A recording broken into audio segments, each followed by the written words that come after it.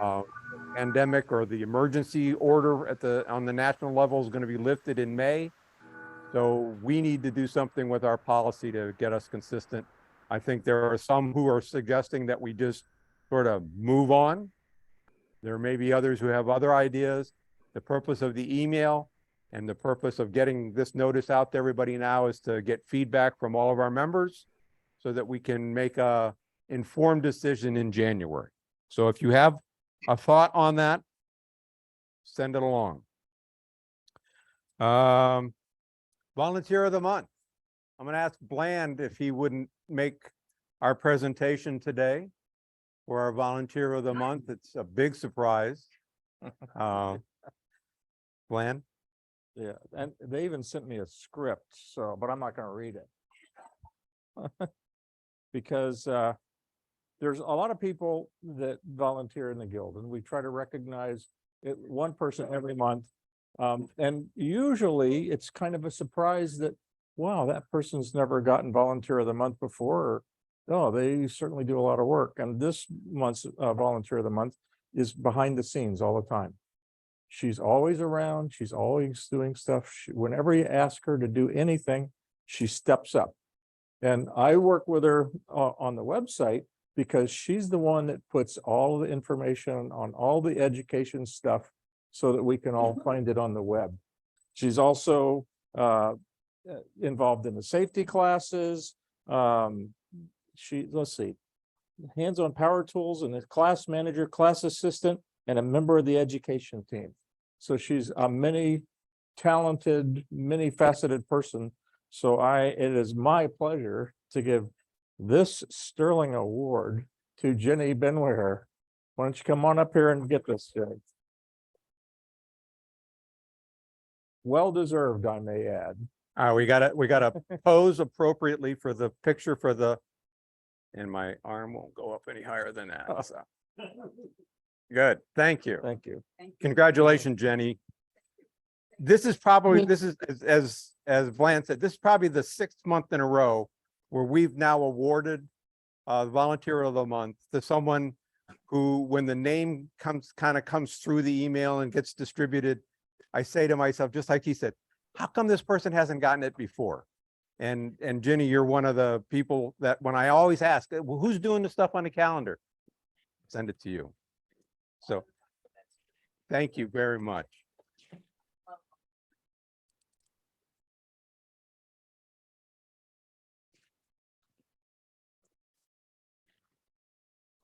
We can make that happen. Trust me, we can make that happen in a more significant way. Mike Sandman, most of you should have received, and hopefully you have already responded to, a survey that our membership group is distributed to our members. We're trying to get some more insight into why people join, and Mike's here to give us a preview of some of the preliminary results. I'll get it up here.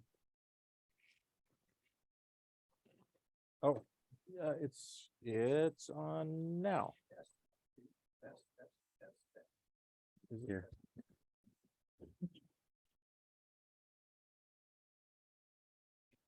There you go. All right, that's better. So I want to thank so many people that have helped to pull together the survey.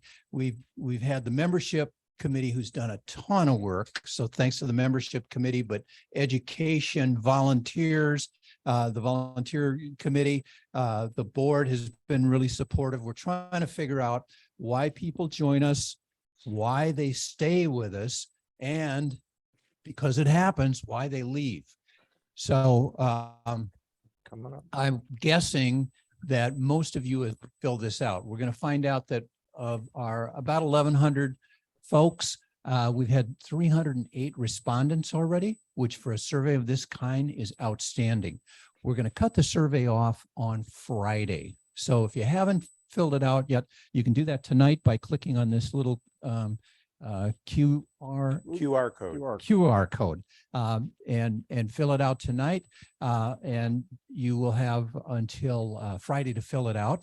And we will be mishmashing the data for several weeks now, but I wanted to show you a couple of things that are coming out that are interesting. The first is our mix of people that responded pretty much reflects the mix of how long people have been with us. So less than 4 months is a pretty big group for us. One of the reasons why we wanted to do this is we want to find out what our new members want. And then in thinking about that, one of our biggest pool of volunteers is our longstanding members. So we want to know what keeps them here, what brings new people in, and how we can meet everybody's needs. So with the next slide, why did you join? These are in order of importance according to the respondees. We're going to kind of slice and dice this data to look at just people who have just been here for 4 months, see if they're significantly different. We think they will be. People who have been here for 5 years or more, see if they're slightly different. But people joined for the machine room, the education project courses that came up. People want to build things, fellowship with other woodworkers, and then education, safety and tool classes. That's a baseline. If you're going to do any of this other stuff above, you got to have that. Our top taken classes, Intro to Guild. It's the one that we offer the most student spots in every month. It's the one that more people have taken than any other class for the Guild, and that is necessary. Core Tools is the second one, most frequently taken, and then Getting Started, and then Advanced Tools of any kind. Then the top taken classes, Intro to Guild Safety. Okay, next slide. Top want to take, Basic Fine Woodworking led the bunch. That's our kind of shiny object right now. How many classes have we run through? 0. So it's the top choice. It's very enticing for people who've been through a bunch of other classes, especially. Yes, it's getting good buzz.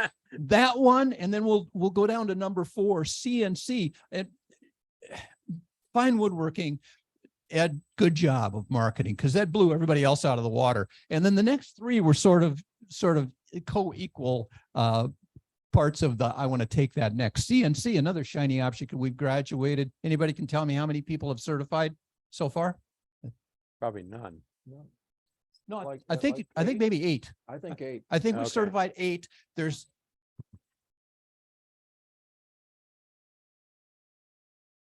we have one member who is now certified on all of our equipment and only one person. Anybody got ideas as to who it is? Klein. No, it's Dick Rohrbaugh. I was looking for. Dick Robert, he had to go home and take a nap. He's been so busy. And then, okay, this is one we ask a question that will really help in the analysis. Before this one, we asked people, why do you stay in Guild? And we had about 20 choices. We let them take as many as they wanted. People tended to average about 3 choices that they said were the 3 top reasons why they stayed in the Guild. This tells us the number 1. If people had to pick a number 1, which would it be? Access to the machine room still wins. The bench room, let me think, where's that? No, The 13%. Yeah. And then what's the 15 there? My color vision is not so good. Discount Discount. sponsors. No, it's not discounts. No, You looking for this one? Yeah. the That's colors- access to the machine shop What's the 15% up there? discount. That's discount. discount. Yeah, that's not true. These colors changed. No, Yeah, you're right. It's not 15. The- The I discount think the is 15% is getting together with other woodworkers. it's probably That on tended to another, rise probably on with another people slide. as their experience rose too. So we'll see how that, once we get into the depths of it, once we close next Friday and we've got all the data that we're going to get, we'll do more analysis on it. So the next steps, should be one more slide here. Okay, so our next steps is contact all of those who offered help. There were about 70, well, there were exactly 72 people that gave us contact information. Some of those said, I want to help be an SA. I want to train to be an instructor assistant or something. So we're contacting all of those, take actions on comments. Some people had some complaints about some things that I can tell them the solution for. So we've already contacted 11 of those people. Develop a survey for non-renewing members. I told you we were interested in why people joined, why they stay. We're also very interested in why they quit. And we have already developed that survey, and we're going to release that a week from today if everything works out. And we're going to be surveying a sample of convenience, people who have not renewed in the last 6 months. We still have in our database. And so we can send out the emails like you've been getting to the active members, only to that small group. And we don't have to dig back in the archives. We don't have to do anything really fancy to get at that group. So that is going to be interesting, why people leave. And then there was one other thing there. Oh, let me get you back. Okay, prepare data for a strategic planning meeting coming up in May. The Guild has had a tremendous year, and we're going to be doing some planning in May that this will help us look at the next few years of meeting the needs of our members and the woodworking community in Portland area. Thank you. Perfect. Perfect. Yeah, as Mike mentioned, yeah. Mike, you want to take this? You know, as Mike mentioned, he did mention we're planning a sort of a board retreat, but it's not going to be limited to the board. We're going to try to recruit a number of people who are active in various aspects of the Guild. On May 13th, it's a Saturday. It's the Saturday before Mother's Day, where we're going to try to get together between 9 and 4 at some yet to be determined location, and go through a whole number of things. You know, we've got some big picture horizon things coming up in 2 years. You know, our lease renewal comes up again. There's been talk of, you know, wanting a facility of our own in at some point in the future. We want those big lofty goals. We have to set some goals now to make that happen. There's still talk about, you know, our revenue, where it is and where it's going to go. So that's some of the big picture stuff we're going to try to resolve in May. But that's pretty heavy for this meeting today. Tom, you want to stand up real quickly and just do the announcement of a new SIG that has been created and save your show and tell for just a moment? Sure. Most of you know I'm the treasurer, and I really enjoy being the treasurer, but I really love making boxes. You can see some over here. We've been talking for quite a few months about other people interested in boxes. And it's funny because every woodworker goes through his box building phase, right? Some of us never get out of it. So we decided to have a special interest group for boxes. And the first one's next Wednesday from 5:30 to 7:30, with walking up the street afterwards if you want to continue the discussion. So I invite you all to that. Yeah, we're gonna see how it goes, but if we get really ambitious, we're gonna start a coffin class and you know, just expand that box making class for, you know, when you look around at some of the age demographics in the group. Oh, that's okay. There you go. There you go. So what we're going to do tonight for the rest of the time here, and I'm very pleased to see that we've got a number of participants, people who have brought different things that they've made or for show and tell. Kate has been so gracious as to donate a pepper mill that she's made. You didn't make it? Oh, that story's not any good anymore then. Somebody made it. But what we're going to do is anybody who makes a show and tell presentation tonight, we're going to put your name, if we only had a box, in a hat, And at the end of the day, we'll draw something out and give it to that person. And in the future, we can maybe encourage people to do more show and tell by doing something similar. So people on Zoom, I don't know how many are there, but I think show and tell is really one of those things that a lot of us are interested in. So I'm going to let Bland go ahead and start his, do the first pitch, because he says he's got a hilarious show for us. So Bland. Hopefully it'll be entertaining. So what I want to talk about is building this cart. When we moved into this studio in August, when we started preparing it, we said, let's put in a permanent audio video facility. We'll put some cameras up in the ceiling, put some speakers up. We'll put a big screen TV so that we can use it for multiple things. We can use it for Zoom. We can use it for classes. We can use it for the masters when they come in here. So one of the things that we needed was a place to put all this technical gear. I don't know if many of you remember when we used to have the meetings over at the Mac, I would come in about an hour or so early with this suitcase full of equipment, set it all up. Oh, geez, we're going to have an AV failure now. Yeah.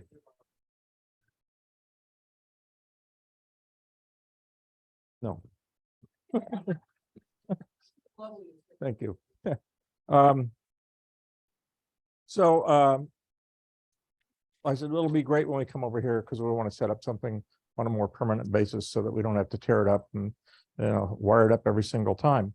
So I said, well, we'll need to have someplace to put all this technical gear. So I set out to build this audio video cart, what my wife calls it the never-ending project. That's not really what she calls it. When I was building this, as she would hear me come in the house from the garage and slam the door, she would always say, "What now?" And you'll see why in a minute. So I started out with a diagram. I don't know how well you can see this, but there's kind of a dashed line around some of those boxes. This is a block diagram of what all we needed to put in here. A couple of cameras, a presentation laptop, in case somebody brought their own laptop in, and then a video switcher in the middle. The TV's over here on the right-hand side. So I drew up a block diagram of what it needed to be. And then I listed some requirements. Okay, this thing has got to be sturdy because it's got to be moved around. It's got to be mobile. We want to have it so that an instructor can use it right here and be self-service. Or when we've got a larger production, like with some of the visiting masters, that we can have maybe a camera person or two and somebody dealing with this stuff like I typically do. Has to be dust proof. I found out before we built this. I had the stuff up here on a table on a cart, if you remember, and every time I came in, it was just filthy with dust, even though this is a pretty clean shop. Dust and electronic equipment don't get along all that well. It's got to be really easy to use. It needs to be ventilated to get the heat out when you are using it. Got to be capable of doing Zoom, recording programs, playing PowerPoints and YouTubes, etc. Want to have long enough cables so we can plug it into the wall and move it around and then unplug it when we need to. So I just listed a bunch of requirements. And one of the things, important one down there at the bottom, is whatever we're going to do, we don't have to be plugging and unplugging stuff, right? So I started with a basic kind of a drawing that ended up being a side view and a cut list. And you can there's some kind of these dot things in there. Those are where dominoes. I decided that this thing would be made out of 3/4 inch plywood, the same stuff that we used over here, so that it would match. So I got some of the extra pieces of that pre-finished plywood and said, this will be easy. I'll just put dominoes in it. It'll be nice and strong. And so that was my cut list of what we needed to build it. And so I cut it all up and started gluing it up, putting the dominoes in. I'd never made something that I had to have 48 dominoes all get in the holes at the same time. That was a but it worked. So I was just lucky that day. So I said, hey, this is looking pretty good. So that's what it looked like, right? And you can see it's got a flat top and it's got a shelf at the top for 2 items. For this nice little switcher that's got 4 buttons, camera 1, camera 2, laptop, and this computer that we used to use over at the Mac. Okay, the next thing that happened, this computer died. So we couldn't use that anymore. And I realized this was great for just doing a presentation in here, but you couldn't do Zoom with it. You couldn't record stuff. So, well, we can use the old switcher that we used to use over there. And so I'll put that into place. One of the things that you can see right off the bat is this switcher is bigger than that switcher. So I had a problem number 1. Problem number 2, I wanted this to be one continuous piece of grain from the top, across the top, and down the front. And I thought that'll look really cool. Of course, the grain's so indistinct you can't tell. So please come up here and say, oh, I see it's all continuous grain, because I worked hard to do that. But what I figured out is I didn't have quite enough material. I was that much short from making it across the top and down the front. Now what? Well, I will just take off a couple inches here, make it a little bit shorter, put a piece of sapele on here to join these things at an angle. Oh, and it was a little bit too narrow, so I made it a little bit wider with a little bit of sapele edge banding. So now it was wide enough. So you can see it started out as one thing and it kept morphing and morphing. Realize that we're going to need an audio console, for dealing with all the audio stuff. And let me see if I can show you this. Come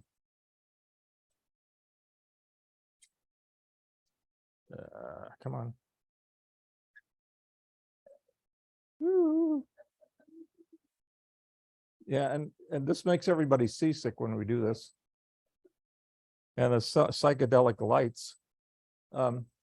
So you can see this drawer that was just going to have just the microphones in it is now home to the audio console. But of course, the audio console has got all these knobs and connectors, and they didn't fit.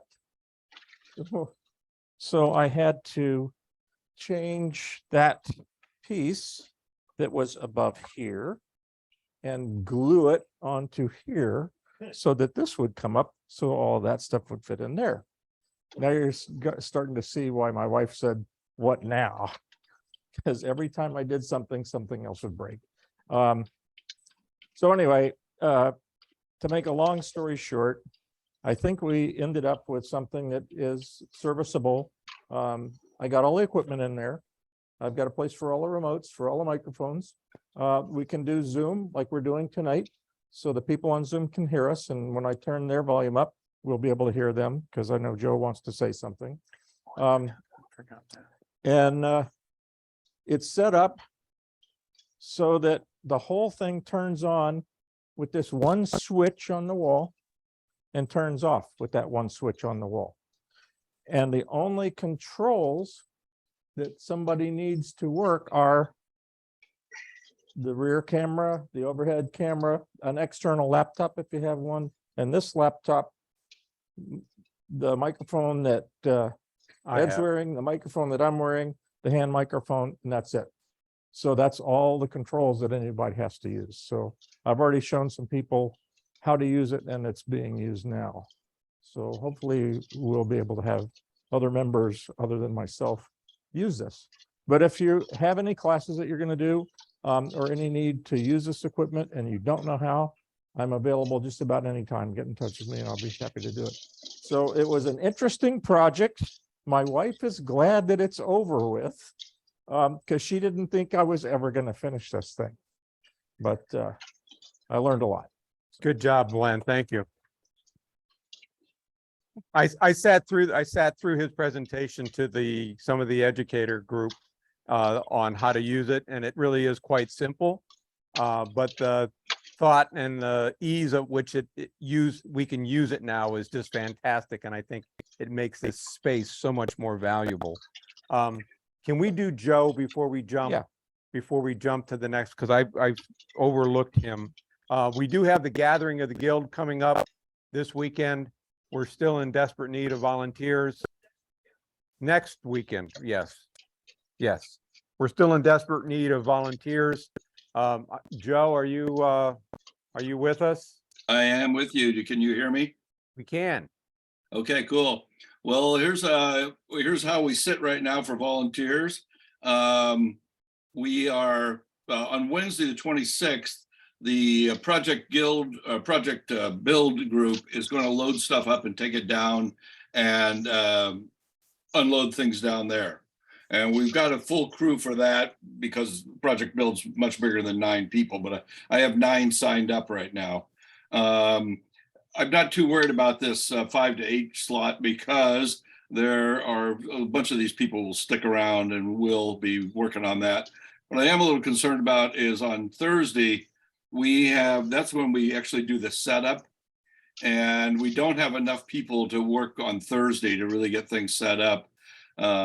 So if people who would like to do this, if you could go into the guild calendar and look up these dates and volunteer, we'd be in good shape, I think.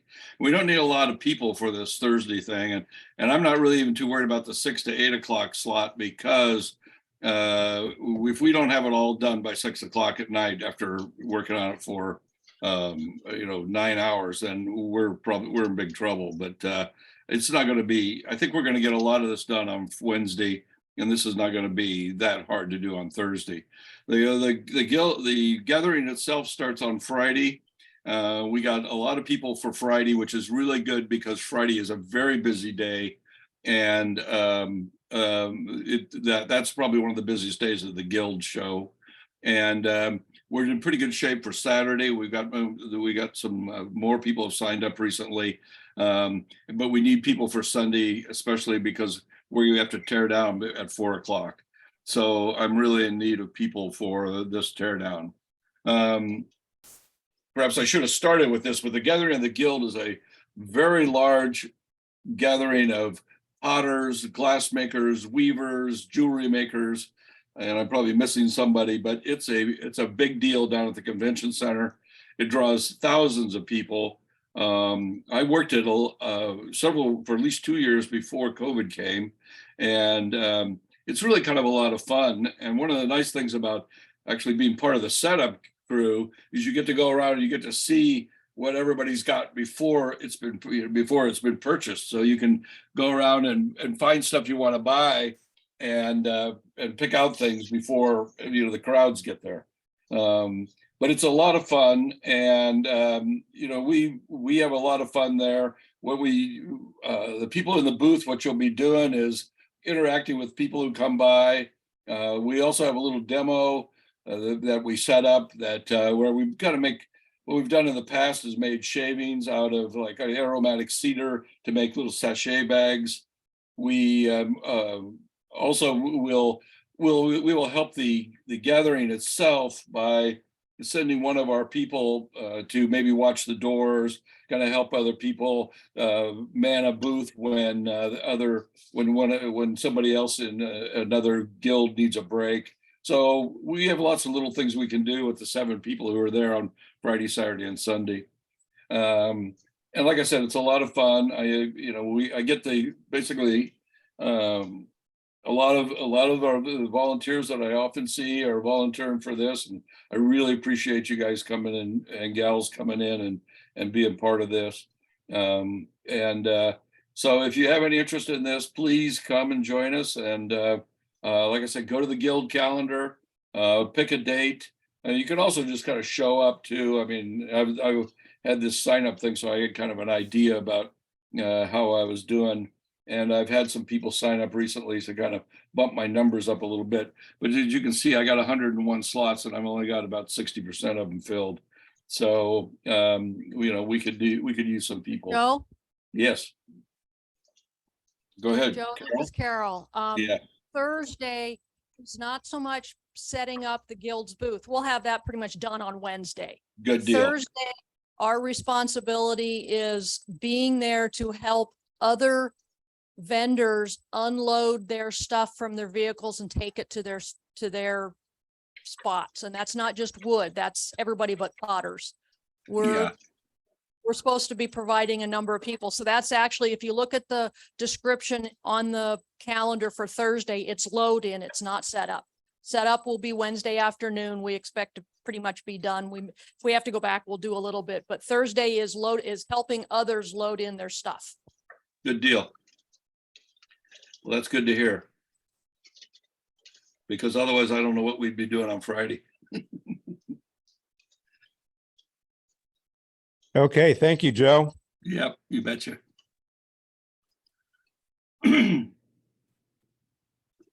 Not that that wasn't fun, but on with the fun. So our next show and tell participant will be Tom. And I'm making some I'm making some oh, you got them already? You got names on them? Okay. So all these little pieces, I don't need these. You want this? You said his mic. I'm gonna take it off. Can you hear me? Okay. Just remember, we're trying to get to the lucky lab by 8. If you've never been to a board meeting, you know why you said that. But I tell you, I love making boxes. Here's an example. Rick was making some cars the other day and he picked up this 2x4 looking piece of wood and he drew out the cars on it and he turned it over and saw that and he says, nope, this isn't cars. This is going to a box. So I turned this into a box for Rick. And that's why I love boxes. You can use very little materials. This was this long, like a 2x4, and it made this box, maple. This is wrapped 4 quarters, and unbeknownst to me until I looked at it, the top is wrapped too. So, yeah, exactly. That's really cool. But I started box making about 3 years ago, and I've made hundreds since then. But think about it. A box is simple. There's 6 faces. Usually the top opens. Could be more than 6, could be 8, could be a hexagon 6, whatever. But basically, not many faces. But you start thinking about it. Does it open like this? Does it open like this? Does it open like this? So there's a lot of permutations about how it opens. Then you say, okay, fine. What else can I do with it? Here's a good example. When you start going crazy. I borrowed this jig right here to make this hinge from Gig. I made a hinge. So I made a little, looks like a tic-tac-toe box, right? If I can open it, it is. So there's a lot of things you could do.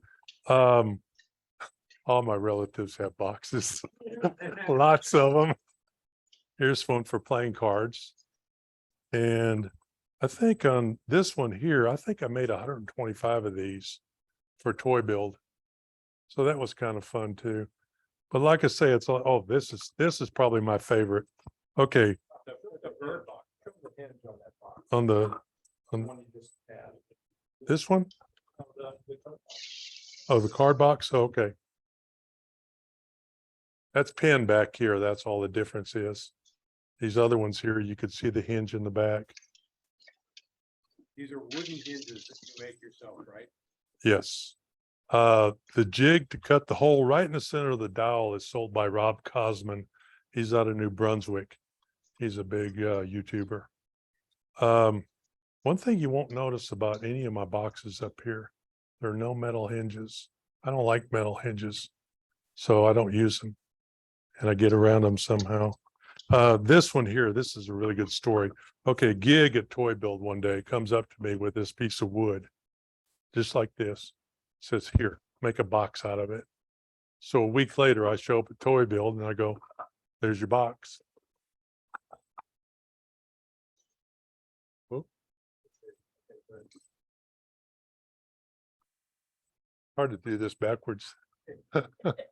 And your big head. Oh, I'm sorry. Anyway, there's a drawer for it. A little windows, little shingle roof. That was fun. You get whimsical and you're not using a whole lot of wood. But basically, I think that's, oh yeah, this is kind of cool. I saw him making Kumiko one time, so I made Kumiko. That's a blend. That's a blend now. We have a Kumiko group that's Right, out there with. right. Rick. Here's And- another one. And so now the two SIGs, we got a Kumiko SIG and Yeah, and a box SIG we can get together. the blend, yeah, yep. And we have Yeah. don't we have a bandsaw box group? No, here's the bandsaw box right here, and this is a bandsaw box, just to let you know what one looks like. My latest one was, I didn't bring one I stole from Carol. I mean appropriated from Carol. Kind of got a wavy top to it. This one here is kind of neat. I was sitting there and I was going, okay, fine. I want to make a piston fit, but I don't want to put an insert in there for the piston fit. I want the top to piston fit into the bottom. So I was thinking, okay, how can I do this really easily? And so I came up with an idea. I watch a lot of YouTube and machinist YouTubes. I used to sell machine tools. So I look at one and say, okay, how would a machinist make a box? So I came up with this idea. I'll make it like a molding. So I got a dado for the top, dado for the bottom. Then I got a groove in there for this piece right here. So I cut this long piece of wood with these 3 dados in it. And then I cut the angles on it and I glue it all together. So it's looking kind of like this. And then I run it through the bandsaw to cut it right at the top of that top big wide groove. Then I take the router and route out this outside part until I got a nice smooth fit. And this was stolen from a visit over at Steve's house. And he had just finished the Mike Pekovich class. And Mike Pekovich did that. So the boxes would be all ready to do to the Kumiko. So I was sitting the other night going, okay, how would I do that? And I thought, oh yeah, Pekovich box. So that's how I did that. And that's the other thing about box building. Right when you get to the point of, I'm not going to make another box. I'm not going to do it. I told myself this, no more boxes for a month. That's it. And I'm walking out the door and I've got this big pile of wood all milled up by the door. And I look at it, I go, ooh, that's a nice piece of wood. And oh, I'm going to try that milling part out there and see if that works. So anyway, I'm excited about box building. And again, if you're interested in getting started or sharing your stuff so I could steal your ideas, show up next Wednesday. Thanks.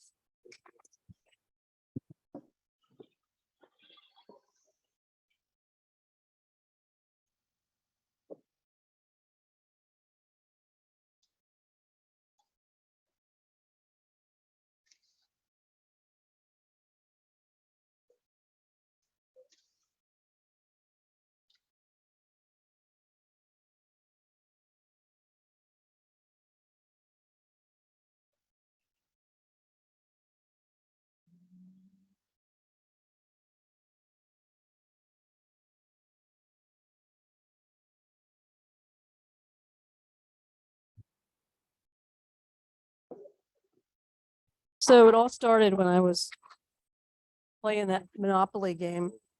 Oh, okay. At Safeway. And I won this 20 by 30 picture thing from Shutterfly. And so this is a picture of my backyard in May. I didn't do the garden. That's my partner's work, but I take pictures of it. And so then I'm like, well, how can I display this picture? And so I mounted it on some foam board. And then this wood was all in my backyard because I'm a contractor and I've just got all kinds of wood that I take out of old houses that I can't throw in the dumpster because it's too pretty. I mean, look how tight the grain is. And so it just sits out in my backyard under a tarp. But this, I ran it through the planer and everything was forgiven. And it's got all these wormholes in it from rotting and stuff. So after I designed it, it's got rabbits all around the back of it. So the picture sits in there flat because I want it to look like a window. I want it to look like it hangs on the wall and looks like it's another window in your house. And so sometimes the winters look a little gloomy around here. And I need to remember that maybe there's hope. And so anyway, there's some cool things that worked out with this. This doesn't have any glue in it. So I drilled holes through the bottom and I put these long lag bolts all the way into here and then also here, and I recessed them. And then on the back, I did this at the Guild. And Mark Klein helped me out with this, that I routed this so that this French cleat could sit flush in with that. And so then I put the cleat on the wall and I can just go and just hang this heavy hunk of thing on the wall. And these, what holds it in, these are just glazer's pins for windows and just stuff that I have already at the house. So I didn't spend any money on it at all. And it all just came out of my stash. So, oh, and it's finished with Osmo. I love working with Osmo. Yeah, I had to pull, I didn't plane it on the Guild's planer. I don't think that the Guild would want me planing that stuff.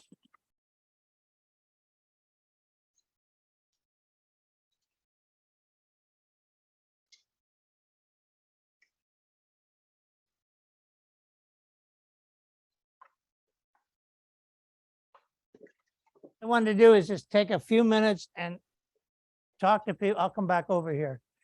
Talk to people about some of the resources that the Guild has available as your skill level moves up. You see it with the box making, the wonderful boxes. As your skill level goes up, you can do more and more. Well, it turns out the Guild has a fantastic library, and you guys need to open the doors and crack things open. And I wanted to just talk about a couple of things that come up. One is David Pye. His two books on workmanship and design are fantastic. He was a professor of furniture design in London. He's long gone. But his two theories about woodworking are you have risk and you have certainty. And if you're running a router and you've got a jig and all the rest, that's certainty. But if you've got your hand tool and the skills of whatever you have in your hand, that's the risk part. And that's what we're always trying to balance off. Is it, are we learning the hand tools or are we learning the certainty of the setups of machines? So this is sort of fundamental reading in woodworking. His two books on craftsmanship and workmanship. I recommend those two books to you guys. If you want to get a quick study on the history of furniture, okay, you got me? Okay. I strongly recommend the series by Edward Lucy Smith from 1979. It goes all the way from Neolithic furniture, which was actually the first built-in furniture, stone underground cavities that people lived in England, all the way up to the most recent stuff. It was 1979 he published this, then there was one slight update, and now he's in a nursing home. But he is a fantastic writer about art. And so there you go. These are available for nothing. $6.98 hardcover. A lot of thousands were printed. They're all over the place, but it's a great book to have in your own library. Another book that's a little hard to find, but was published by Taunton Press, is Designing Furniture by Seth Stem. They didn't print a whole lot of copies, but they are out there. Mine is 2001. And but showing a lot of very interesting work and ways to prepare a design. Seth Stem's Designing Furniture, that will help you a lot if you want to learn to sort of sketch things out. Another area to get into, well, I'll do those two together. Another area to get in is plywood, and working with plywood, working with curved wood of one kind or another. And we have some good resources on that. The Victoria and Albert Museum a couple of years ago did a great show with a fantastic 2017, a great show on the preparation of plywood from the earliest days Belter furniture back in the 1800s, all the way up to the most contemporary stuff. I mean, this stuff got light and delicate enough that it could actually be, there's pictures in here of people holding a whole airplane up in the air, two guys holding an airplane. That shows you how to do it. This book, then Ply, takes you through a saga of two guys who decided to design a desk. And they wanted their desk to be out in the international design world at a kind of a hefty price. I'm trying to find the exact, here's their original sketch here. So it's a laminated top on metal legs. They said, well, how do we build that in the resources of the world? And so they decided that they would document the whole process, first the history of plywood, and then also what it took them to get, there it is, get this into production. And it turned out they had to travel the whole world to get it done. So there's their final piece right there. And the laminating work was done in Italy. The plywood was made in Finland. Another country processed it, and then I believe the legs were done in Asia. So then they have to pull all that together and package it up. And then the last part of this is contemporary pieces and plywood. So once again, we have these resources there. Another one is the history of Danish chairs right here. And this takes you through not just the modern stuff from World War II, further back, and revealing the rich history of Danish furniture design. Very, very good documented stuff. And also they have measured drawings in it, so you can really take it up. And that's okay. And then one more history. This one's just been published. The woman's name is Dr. Let me get her name right. Diane Jacobson in Florida. 20 years ago, she married a wealthy guy. She got fascinated with chairs, and she started buying chairs. And she started to work with museum curators. She worked with one particular expert in Baltimore, and she decided to document the full 200-year history of American chair design. And the level of documentation is just extraordinary. A lot of it is 19th century, but she's well into the 20th century, and some really, really fine new stuff. For instance, hang on a second. She has a metal chair in right here, done by a woman who spent a couple of years at right here.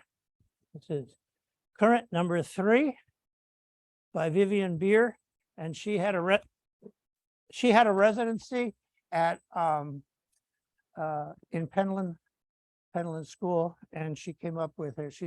She trained in metalwork, and she's one of her most famous pieces is a woman's stiletto high heel shoe chair, and it's just it's a fantastic piece. So this book is around. The last thing I want to present is just in the resources of the Guild. You have Jeff Miller's chair building book. He was nice enough to put one of my pieces in here. This is it's got everything in here for you, and particularly designed. Miller's in Chicago, particularly designed for the tiny shop, for the small shop. What can you build when you have very little equipment? Well, we have a lot more equipment than he had when he published this book. It got the Stanley Annual Award. So, and then the last thing I just wanted to give you was a measurement, because it's always interesting to have a measurement. So I brought in one of my chairs, this guy from a few years ago. And what this works with is high resilient foam in here, and then a laminated back. And the number, people get confused about what numbers go into their chair building and stuff. And the simple number is 11 inches. Whether you've got a bar top, a coffee table, whatever, generally it's 11 inches between the seat and the surface. So you're starting out with a table that's 31 inches. Whoops, that's kind of high. Well, you're going to adjust your chair height. Well, the same thing, you're going to bring it down. It's your 11 inches that floats up and down in that measurement. And then you've got approximately, for a dining chair, 14 inches or so. And then you take it straight, and at 5 to 9 inches, you start to curve back 15 degrees, and then you take it up wherever you want. and you do it, you know, in any kind of crazy way you want to do it. So that's, I wanted to mention that. These are done in eighth inch veneers that we cut and glued up in a form, commercially upholstered, and then corner blocked on the bottom. You see the way you put the corner blocks in? So when people tilt the thing back, it doesn't go crunchy. And then you also want to take the footprint outside the seat, outside the back. And so if you got a good curve, people don't tilt back, but if they did, it's okay. And then the back is a mortise and tenon, wedge mortise and tenon. You can do it on the machines here. This was done with a milling machine. Anyway, so that's my, I got it, 10 minutes. So these, I just want to emphasize this group here is rich in resources, and you can move as you go along in your career and build on that for more complicated projects. Do you know how to That's it. find a book if you know the title or the author? Okay. I want you to be a regular at every meeting, giving us some tidbit of information. Next is Carol. So my show and tell happens to be in the room. It's this computer cabinet. I stepped up and volunteered to build this one. Part of it, I ended up then having two blank canvases I could play with inlays. I like doing inlays. So there's the one on this side and there are inlays on this side as well. This is basically a dressed up box. I looked at lots of different plans, and the way I end up doing things, I'll look at a lot of things. It's like, well, I like this piece off of this one and this piece off of this one and this. So basically it's a box. The side frames are just glued on to make it look like a frame and panel, but it's not.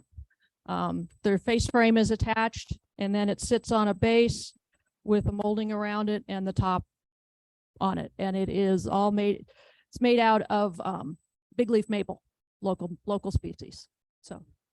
So these inlays are all, the ones on here are done with router and templates, and the router inlay bit set, bushings.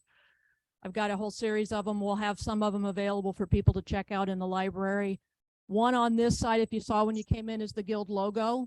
The lettering on that, Dave Smith did for me on his laser engraver, because it's a whole lot easier to make the computer and the laser do it than to try to carve it by hand. So I am getting into inlays.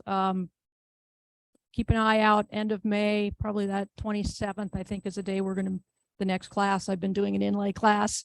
Yeah, so we'll be doing that again and probably some more. I'm also starting to figure out how to do inlays with taking a piece maybe that's cut on a laser engraver and doing the pocket with my Dremel.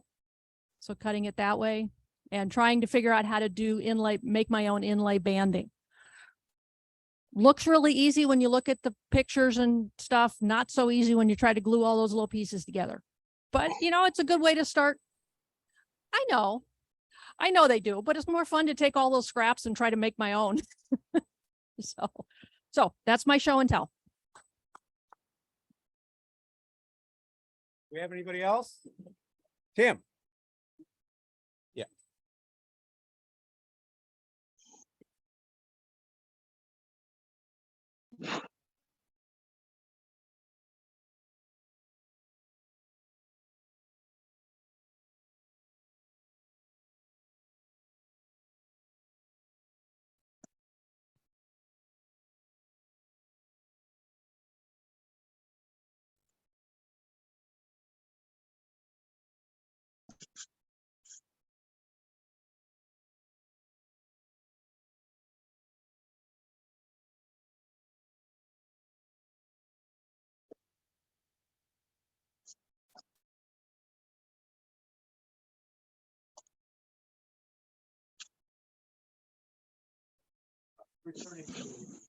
Focus on him though, instead of John sleeping.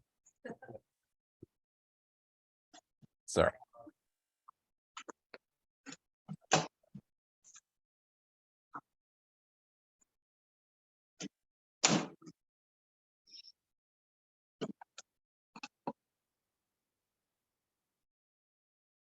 But focused on his stuff.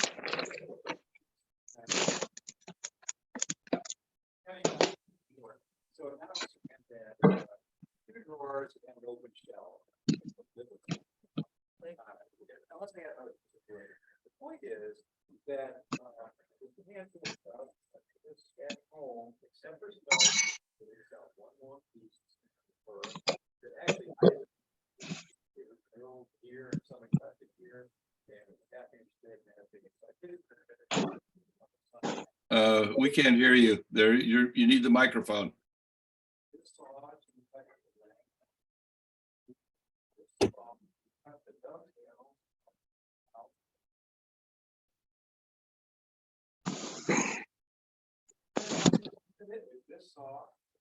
Chiseling out the rest of it with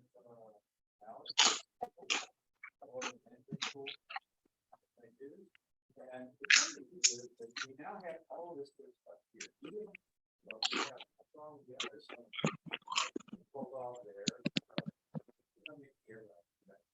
Go home and do it too, but you and the audience out there, click something here.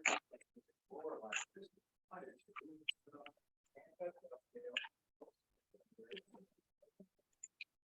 Now have a cloud thing. That's the cloud thing. So you cloud through that the door object. And the thing to remember is the door is half as deep as the box. So, welcome you coming on in and think door. Or if you have, you put two grooves, put a top on it. Good deal. I'm noticing a very boxy theme here tonight. All right, we have one more. I'm going to do a quick. Got it. Or about a year ago, my wife asked me for a quilt rack, and when I thought of a quilt rack initially, I thought, okay, it's a couple of vertical posts with some rails, and she said, oh no, I want something a little bit more exotic. So we started flipping through a number of pictures on Pinterest and other places. We finally came up with a picture from a catalog, from a Wayfair catalog. Where's the little clicker? And I can just advance myself here. We came up with, where am I aiming this?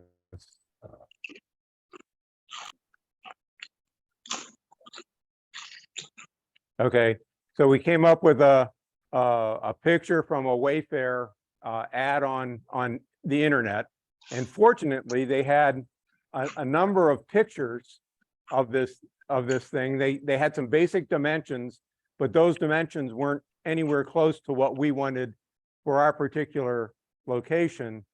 But they did have a number of pictures of the device or of the quilt rack that they were selling online. So I took those pictures and I imported them into some software, Illustrator and Vectric, some CNC software that I have, and began to trace. I was really just interested in this outside edge, and use the basic shape to get the basic shape of what I was doing. My plan was I was going to cut all this on my CNC, so that I could, get the nice fair curves and make everything work. But my CNC bed is not quite as big as the design of this thing is when it's all put together. So what and once I had it in some of these software, I could go in and clean up the joints, fair the curves, and make it so that when it did get cut, it would be fit together very nicely. So what I finally decided is I could make this thing fit if I rotated it. So I laid the pieces out. I finally got them, and then I disassembled them so that there were essentially three pieces for each side of this quilt rack. And I figured out that if I rotated them 45 degrees, and then I took a bunch of measurements to figure out the piece of wood that I was going to use, if I set my origin at a particular spot, how I had to set that on my CNC table in order to get it to come out right. And it did. I ended up making a number of prototypes. I made one the original size of the measurements that I saw in the catalog. We brought it into the room, just the one side, and realized it was, as we had thought, it was going to be much too small. I made another one by just simply scaling the whole thing, both height and width, so that I had the right height. But when I got the right height, it stuck way too far out in front of the dresser that we intended to put it next to.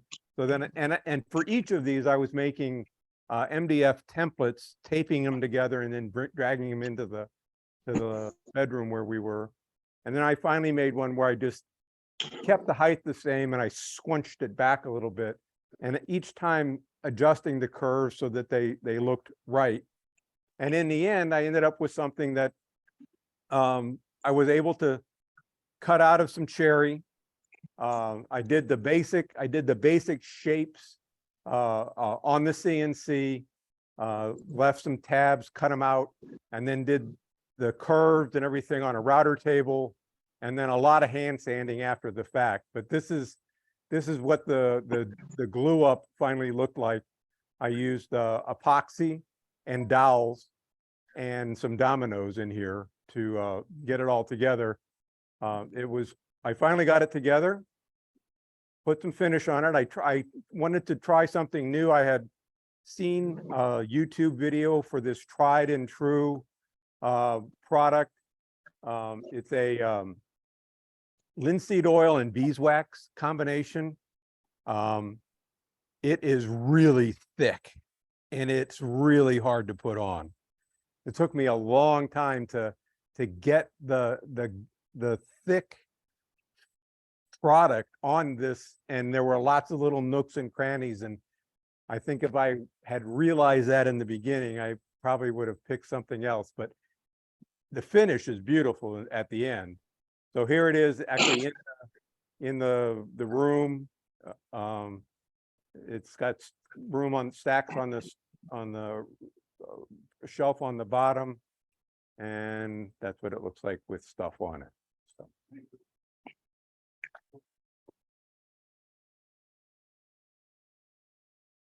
Okay, look at that. We're only 5 minutes late. Not too bad. So I'm gonna let we're gonna let Julie pick the names out of a box. Wait a minute, we're gonna do it out of a box.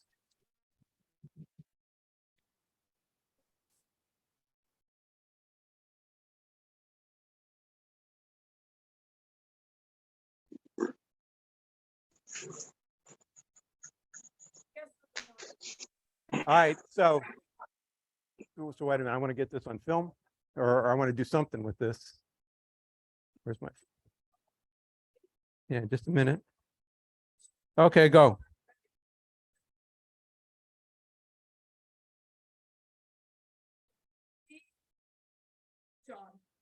Good deal. John wants to redraw.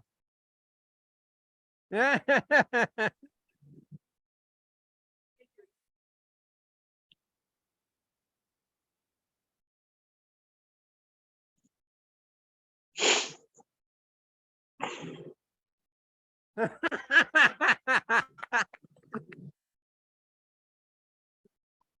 right, so we need a picture of me presenting this to Kate.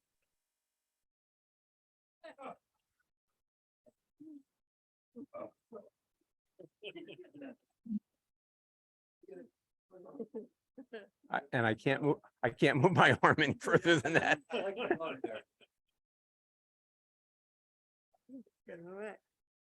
All right. I thought this was great. I had a really good time. I really enjoyed seeing what everybody's doing.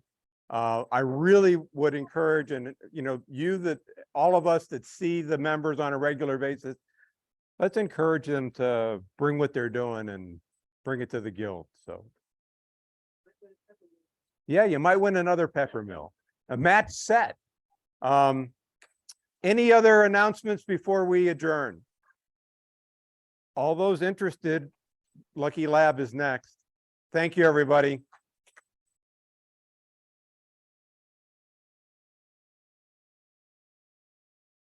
So for very